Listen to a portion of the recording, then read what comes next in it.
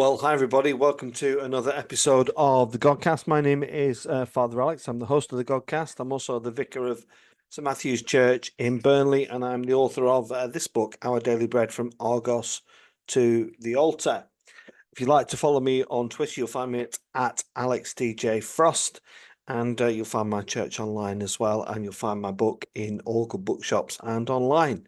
My guest today on the Godcast is Eurosport Snooker commentator David Hendon, and we'll be talking to him about his career and his love of the game. And if you enjoy this interview, then there are lots of other sporting figures on the Godcast as well, including snooker player Joe Perry, snooker referee Leo Scullion, and many other people from sport and everything else, really. So anyway, check it out, and if you enjoy it, follow the Godcast, and enjoy this interview now with David Hendon. Well, I'm delighted to say that joining me on the Godcast this week is Eurosport Snooker commentator David Hendon. David, welcome to the Godcast. How are you? I'm very well. Nice to be here. David, when I was looking, doing my little bit of research and stuff, and I was looking through the snooker stuff, lo and behold, it comes up that you are an established playwright, which is very interesting to read as somebody who's recently published a book. Just tell us a bit about that side of David Hendon that we might not be aware of. Yeah, I mean, it was something I was always interested in. And I joined a writing group where I live in Birmingham, and we would meet in a pub. And the key word there is pub, really, because it became a bit of a sort of drinking thing. But they actually, during the course of our sort of run in this group, they actually built a theatre in the pub at the top, like 80 seats. And I thought that must be, that's kind of a sign almost, isn't it? That maybe, I'm in a venue now and it hasn't opened yet, this theatre, so they haven't programmed it yet. I should actually maybe try and make something happen. So I'd written this play, and it was very deliberately for a small space, just 2 characters, no sort of set. And I literally just printed it off, went up the stairs to introduce myself to the guy called Ian who ran it. And he said, I'll read it and I'll let you know. And he read it and he said, yeah, we should put something on by a local writer. And they put it on. And I thought, wow, theatre's easy. You just write a play and hand it over. And I realized it wasn't quite as easy as that as we went on. But that was the start of it. And that play went to the Edinburgh Fringe. And when you see your own work, it inspires you to keep going and write more. So I wrote a few more and have done a few more there and in London and various places. So yeah, it's very different to the snooker world, but it's also very fulfilling when it sort of comes to fruition. When you say it's fulfilling, David, what is the most fulfilling part? Is it the creative part of the process, or is it getting the commissioning, or is it the actual the feedback that you get from the person that's sat down and watched what you have written? I think all of those, really. I think the physical act of sitting down and writing it, because when you're writing it, no one else is involved. You are left to your own devices. And then it's interesting when other people do become involved, when you get a director and also the actors and the sort of stage manager, all those people who have their own ideas and their own views. And then you hand it over to the audience and you see what reaction they have. And I mean, for example, one of the plays I did in Edinburgh was a comedy, or at least it was most days. It was, you're building up, okay, the first laugh's coming. And sometimes it didn't come. You think, oh no, we're in trouble. But then later on, something that you didn't think was particularly funny gets a massive laugh. And that's just interesting to hear. That's the great thing about theatre, it is different every time. It's not like a film. The film has been made, it's on the screen, it's not going to change. The play can change. And in Edinburgh, what I noticed was quite often it was about like what the weather's like. If the weather was no good, then the audience reaction wasn't much good. But on a sunny day, people seemed happier. But so yeah, all of that really, and just the fact that you as you're watching it yourself, all the work that's got into it, not just by you but by everyone else who's involved. To see that come off and hopefully for it to be well received is great. When I introduce you, David, I introduce you as Eurosport Snooker commentator, but you might be fair of you to say, well, actually, I'm a little bit more than that, because you're a journalist as well, aren't you? And where did that love of writing come from? Was it with you from a young age as a kid, or did it evolve as you got older? Yeah, I think I was thinking about this actually. I think it started. We had a local library, and it was very much the sort of in a sitcom sort of stereotype of a library where if you spoke, you were shushed. There was a woman. I mean, I was only a kid, 6 or 7, and she would watch you like a hawk, because she thinks, oh, the kid's going to run around. And I think it instilled a certain reverence for words. I thought, oh, this must be important. You're not even allowed to speak in here.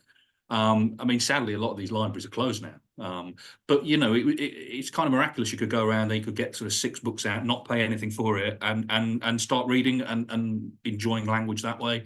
I think sort of journalism always interested me because it seemed to be sort of about finding things out. And if you're curious about the world, you want to find things out. I never planned to become a snooker journalist, but I was always interested in snooker. So the two things just sort of collided, really, and I've had a very fortunate career. Just tell people about that pathway for you, David. Did your love of writing lead you to do study that at college and university, or did you have a completely different pathway to begin with? Yeah, I didn't really have any sort of plan or goal as such. I did English at university and came out, and every Monday in those days, because this was late 90s, so it was sort of pre-internet in terms of it being central to our lives. So I would get the Guardian every Monday, the Media Guardian job section, and it was full of jobs for graduates and people already established in the media, and you would scour it and you would apply for various jobs. And a few weeks after graduating, there was a job advertised at the WPBSA who ran professional snooker, a junior press officer, and it actually said suits a graduate with interest in snooker. And I thought, well, I'd always had an interest in snooker group in the 80s, where it was, on all the channels, and still had that enjoyment. I still played, not too well, but I still played. So I applied for that one, and I got that job. So I was then working on the circuit, and was sort of had my foot in the door. But it wasn't. That was very much sort of the other side. It wasn't journalism, obviously. That was more PR. And I did that for about 18 months. Got to know the snooker media, people like Clive Everton and others. And Clive actually said to me, if you ever sort of wanted to come and work for me, work in my agency, because he supplied sort of newspaper and radio reports to various outlets, we're looking for someone. So I thought, after doing the job for 18 months, I thought, yeah, I would like to do that, actually, because it looks a lot of fun. And again, quite fortunate that opportunity came along, but that was the start of me doing journalism. Can you remember, David, the first piece you wrote, snooker related? Not really. I mean, it would have been, I suppose, a press release initially in the first, and then when I went freelance, because it depended on, like, I did sort of Scottish newspapers, so if Stephen Hendry or John Higgins or Albert Manus, those sort of guys were playing, I'd have to write about them. And some days they're all playing. So some days you'll be doing 6 or 7 stories. So the ones you've written, you just forget about, straight away, because you're on to the next one. But it's quite exciting when you see your name for the first time in the newspaper. That's quite an exciting thing, because there's a certain power, I think, to naming someone who's written a story. Yeah, I mean, they were again, though, it was a different time, because newspapers still then were very sort of powerful. And I think, obviously, in the age of online, they've lost that a little bit. And there's certainly, the budgets have been tightened a lot. So I think they use fewer sort of freelancers now. But at that time, it was a good time to get into it. David, I love snooker. I think it's a bit of a Marmite sport for some people, isn't it? But I really love snooker, and I was interested to listen to a radio discussion during the Olympics. They were talking about the decline of athletics as a sport, really, particularly the track and field events. Not so much the runners, but the discus and high jump and things like that. And they was talking about, that this is a long-standing sport that just hasn't evolved and hasn't changed. But that doesn't necessarily mean that the sport's in decline, does it? I mean, snooker hasn't changed its format really for as long as I can remember. What do you think it is that makes snooker so appealing to, it's the same game in essence, isn't it? But each frame is different. What do you think it is? I think in some ways it's the opposite to athletics, or sort of the sprint races where, it's over in 10 seconds. I think one of the things with snooker, because it goes on so long, and certainly the World Championship, I mean, that's 17 days and it's all day, every day. You get involved emotionally, I think. I think people sort of get to know the players. Obviously, they have their favourites and they root for certain people, but you get to know their stories. You hear about some family tragedy maybe, or something in the background that's willing them on. And that's always been the case. It's always been about identifying with the people who play it. I think that the thing, I mean, we lost Ray Reardon recently. Now, his backstory was extraordinary. You know, he was buried as a miner. He was commended as a policeman, all before he turned professional. So he's got this vivid story that is relatable. And I think that's still the case. The game, there's a lot of money in the game, but it's not at ridiculous levels. So the guys who play it, they're still grounded, I think. And I think that fans watching still take to them as much to the sport itself. The game is the game, and it's kind of fascinating and a bit eccentric. And, you know, it's knocking balls into holes, ultimately, if you're going to boil it down. But the sheer sort of mental effort that goes into it, I think people understand. And then you see when, for example, when Kyron Wilson won the World Championship, what it means to him and his family.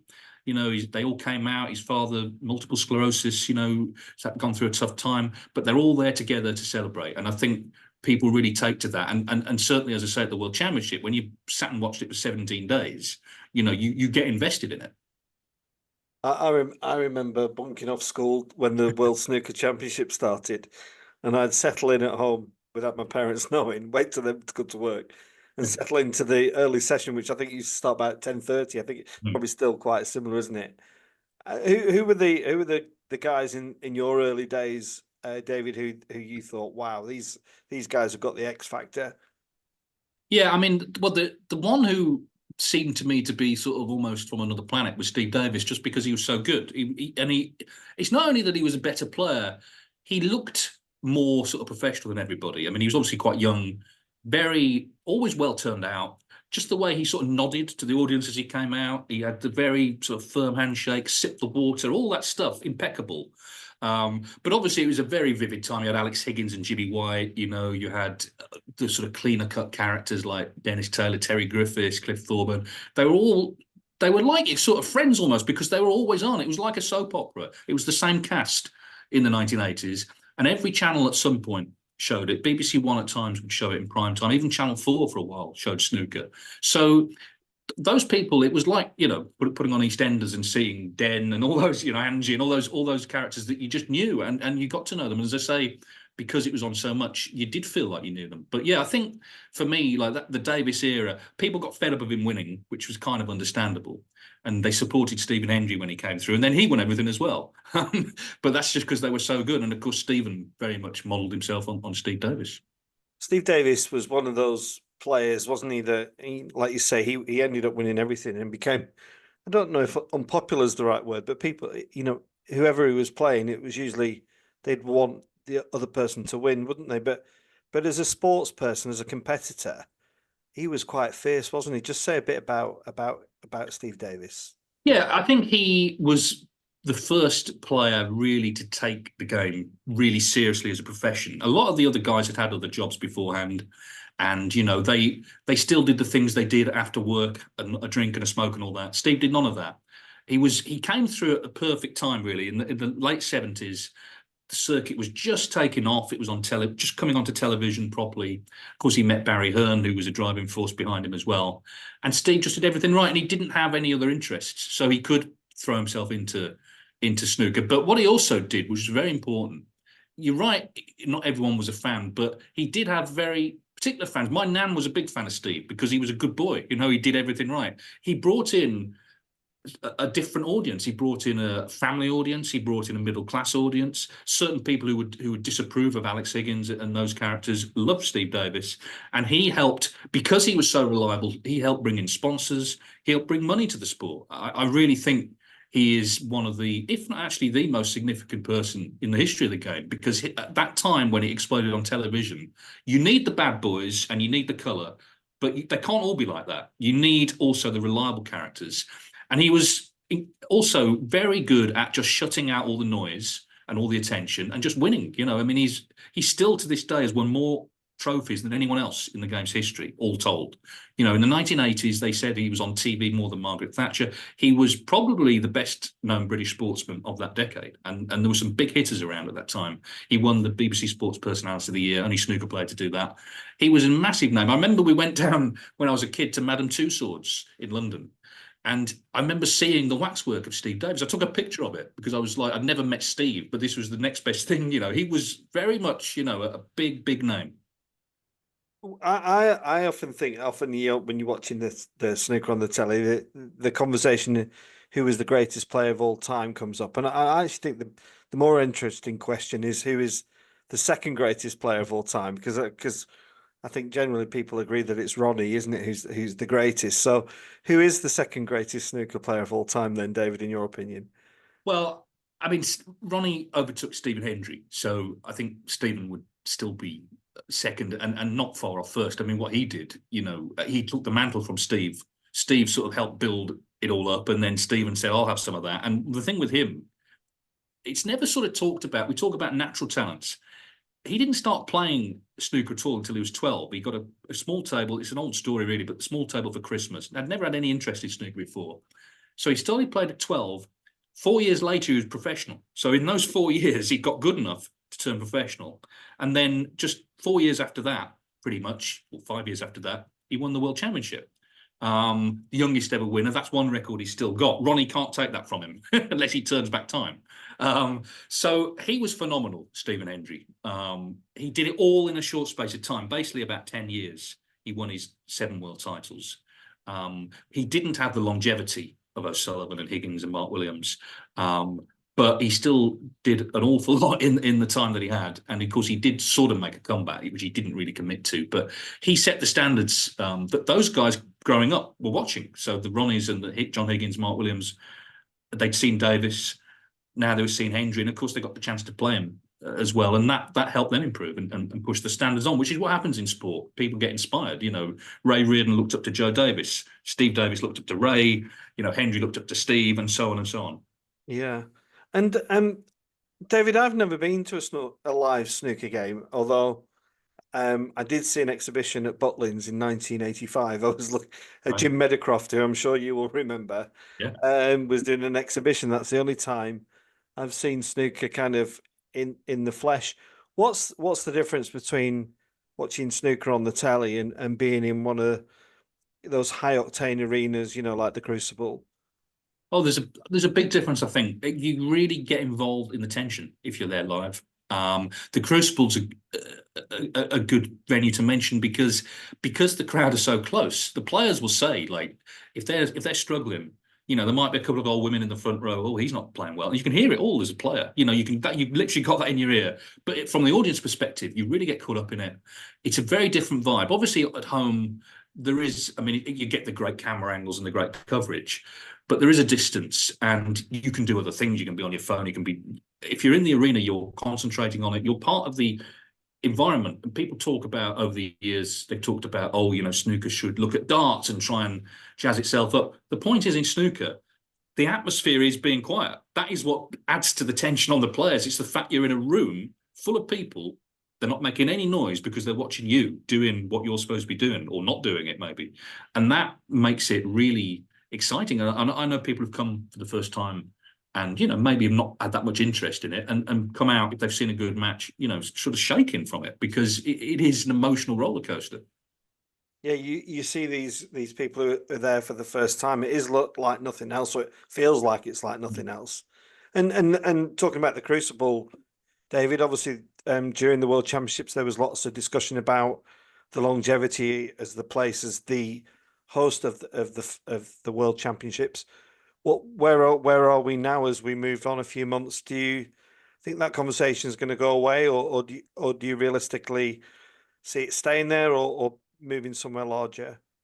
Well, they'll have to make a decision soon because the contract is up in 2027. So obviously that's only 3 years from now. So I imagine we'll hear soon. I think there's a great emotional tie, obviously, to the Crucible, and there's great merit in keeping it there because every champion since 1977 has won it there. So the venue and the sort of forbidding nature of the venue, the fact it's small, actually, which is also what detracts people from wanting to keep it there. The fact it's small is what adds to the tension. There's certain players who proved that actually they can't really stand up to it there. Players who've won a lot of tournaments elsewhere have struggled to win it there. So what it has going for it is that history and that special nature. But we live in, obviously, a commercial world, and they're looking at it thinking, well, we've only got 1,000 seats. we could surely sell the world final at least 3 times over and make more money. It's not quite as simple as that, because they don't pay to hire the Crucible. So every ticket they sell, they're already in profit. There are other venues where they would have to pay to hire. And so it's not as straightforward as just saying, we'll go somewhere bigger. And also earlier on in the championship, certainly week 1, you wouldn't sell out for sort of bog standard first round matches. The fact that they haven't actually left yet suggests that they are still very interested in staying there. I think Barry Hearn in particular, I mean, in 1981, when Steve Davies won, Barry was his manager. Steve wins for the first time, and Barry, he barreled across the stage, nearly knocked him over, fists to the air, seeing, the great achievement and what was to come. And to sort of throw away the opportunity for someone else to do that, even though the World Championship would still be a great event elsewhere, it wouldn't be the same event at the Crucible. And Barry has a very strong emotional tie to Sheffield. So the fact that I think they've sort of, a lot of what's been said in public has been really for the benefit of Sheffield City Council, saying to them, we want a better deal. It's really more for them to hear than anyone else. We'll see. I love the Crucible. I'd be very sad to see it go. So yeah, but we will find out relatively soon, I think. Yeah. And I was thinking how I could link the Godcast to the snooker world. I mean, the two don't naturally sit hand in hand, David. But when you talk about the kind of the intimacy of the Crucible, the game is totally global now, isn't it? Joe Perry came on not too long ago and talks about these huge arenas in China and Germany and such like. Have you sensed a cultural shift in the game of snooker and how it's become, like a worldwide competitive sport, like it wasn't perhaps in the early 80s, where it was, it was the 4 nations, really, wasn't it? And if so, what does that do culturally to the game and maybe, even spiritually? Yeah, I mean, there's definitely more interest, and that's really television. In the 80s, it was on BBC and ITV in the UK. There wasn't much coverage elsewhere. Eurosport, about 20 years ago, started broadcasting the whole tour, and that goes to 60 countries. They started putting tournaments on in Asia. Chinese television get tens of millions of viewers. So, for example, I mean, we talk about in Britain, Dennis Taylor winning on the black in 1985 against Steve Davies, 18.5 million at midnight, amazing figure. But the world final that Ding was in 2016 against Mark Selby, in China got about 200 million, and that was just in China. So that completely dwarfed any figures that had gone before. So I think what we've seen in recent years is new viewers coming to the game, and that's good. They're not obsessed with the nostalgia of the 80s like we might be. Their favourite players are the current players. They love Judd Trump and Ronnie and all the players that play now, Neil Robertson, Mark Selby, so on and so on. I don't think it's necessarily changed the game. In some ways, it's actually preserved traditions, because there's been a lot of talk about clothing, for example, the waistcoats. I mean, who do you really meet in real life who dresses like a snooker player, And people have said it's old-fashioned and it should be moved on. But actually, in China, apparently, they see that sort of traditional British dress as actually something they like, because it's a view of Britain that they maybe have, from the wider culture. So they actually want to keep that. And why not, really? It is associated with the game. So I think, obviously, the more countries we visit, the more the spread of the game. I think actually it's not so much what it does to the culture of snooker. It's what it introduces for the players who travel around the world. They were just in Xi'an recently in China, where the terracotta army is. The players went to see that, broadening their horizons a bit, which they're not always done. It's often just been sort of work, really, playing snooker. They're getting to see parts of the world. They'll be in Saudi Arabia, they'll be in various places, and they get to meet people from these countries and find out what happens in these places. So I think it can only be good. And what it proves again is, for whatever reason, how compelling snooker is. Because, for example, in Germany, there's actually very few places to play. The participation levels are low, but people love to watch. There's a tournament there every year at the Tempodrome in Berlin. It's packed, and they're absolutely wrapped. You very rarely hear a phone go off in Germany. They do the thing of turning it off and just watching the snooker. So it's great that we've been able to sort of export it. And hopefully what will happen is, and it is starting to happen now, we'll get more players from outside Britain. There's a lot of Chinese players already, but this season there's a Hungarian on tour, there's a Latvian, there's a Polish player. They've all seen it on Eurosport. They're all young guys who, as kids, saw it on telly, it's quite difficult, I imagine, in Hungary to find a place to play, but they've come through and now they're starting their sort of careers. Yeah, I mean, Eurosport have been a real advocate for the game. Do you think Eurosport gets the credit it warrants? I don't think it gets enough. The example of Ricky Walden, he won some really big tournaments in China. He won the Shanghai Masters, he won the International Championship. I think the Wuxi Classic was the other one. They were big ranking events with massive first prizes. But for a while, when he was sort of top 16, you would hear on the BBC, on the commentary, people saying, Ricky Walden, he's won tournaments in China, as if they were kind of, well, we're not even going to say what they were just in China. They were actually massive events. And of course, they were shown on Eurosport, so people, snooker fans, could watch them. I think what they've done is incredible, really, because it's very much like in the 80s on British TV, the BBC and ITV. They've just given people a chance to watch it. And it's been interesting to follow that journey. My colleague in Germany, Rolf Kalb, he's a bit of a legend there because he used to send off for tapes, back in the day when it wasn't on German TV from England. He's been able to educate the viewers about what snooker is, the sort of arcane rules and so on. And there's other commentators around Europe who've done that as well.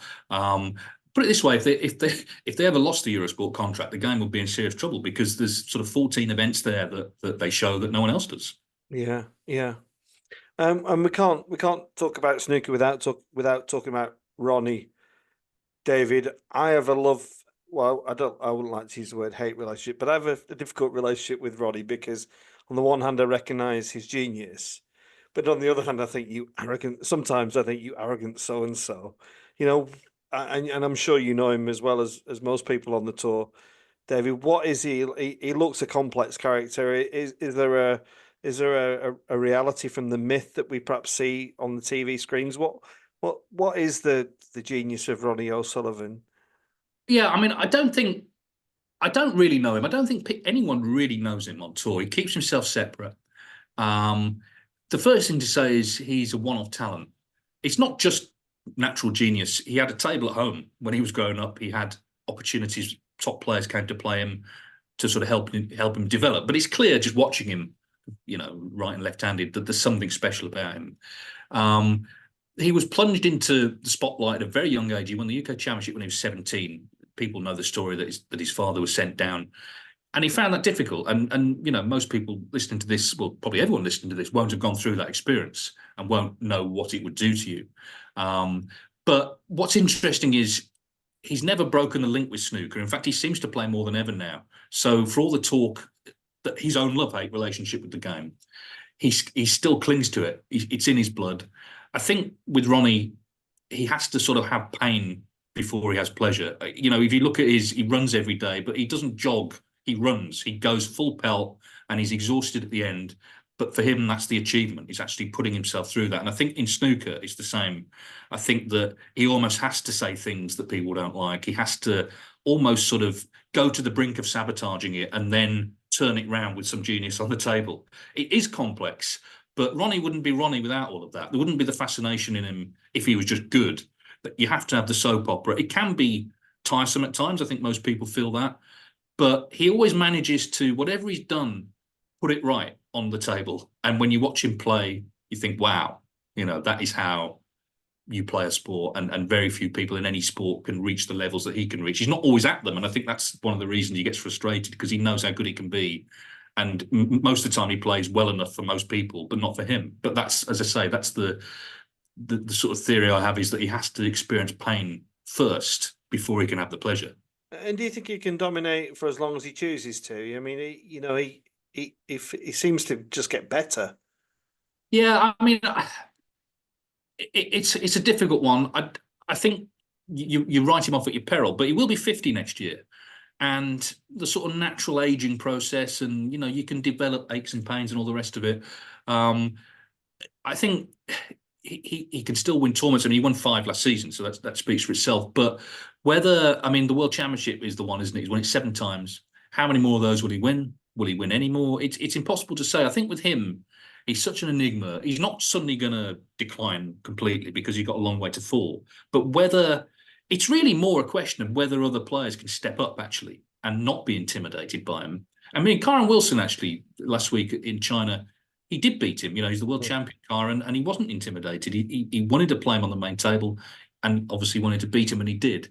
Judd Trump did that in Shanghai. He beat him quite comfortably, like 10-3 or something. So it's up to those guys, but not all the top players can do that. They are intimidated by him. If they don't step up, then there's no reason why he can't carry on. Fred Davies, the great Fred Davies, last played at the Crucible when he was 70. Right now, that would be something, wouldn't it, if Ronnie could match that? But you wouldn't put it past him. No. If the Crucible's still going, obviously. Yeah. And as a 55-year-old priest, I can certainly vouch for the aches and pains that they're well on the way in my body anyway. David, I want to just say a word about refereeing, because Leo Scullion came on the Godcast, and he's a lovely chap, and a lovely chat with him. Just say something a bit about the importance of the roles they do. I mean, they're certainly there to bring order to an event, but maybe the intricacies or the subtle way they control the game that we perhaps don't see on the TV, if you would. Yeah, it's one of those jobs that it kind of maybe doesn't look much, but it's very important. And the biggest thing is concentration, because you have to watch everything, obviously, and be aware of everything. And, you know, I mean, I couldn't do it because, you know, my mind would wander after about 5 minutes. And of course, the matches can be long, the frames can be long. Sometimes they're not doing that much other than if sort of players on a break, you know, fishing the blackout, putting it back on its spot. Other times they're putting balls back after fouls, and obviously have to know every rule. It's amazing how many players don't know a lot of the rules, and the referees are there to sort of clarify them. It's an important role, and also what you need is authority. I mean, the referees of the old days, you know, the Len Ganleys and John Williams, I mean, they were like, you know, almost like sort of club bouncers. They were so sort of in charge, and you didn't mess with them.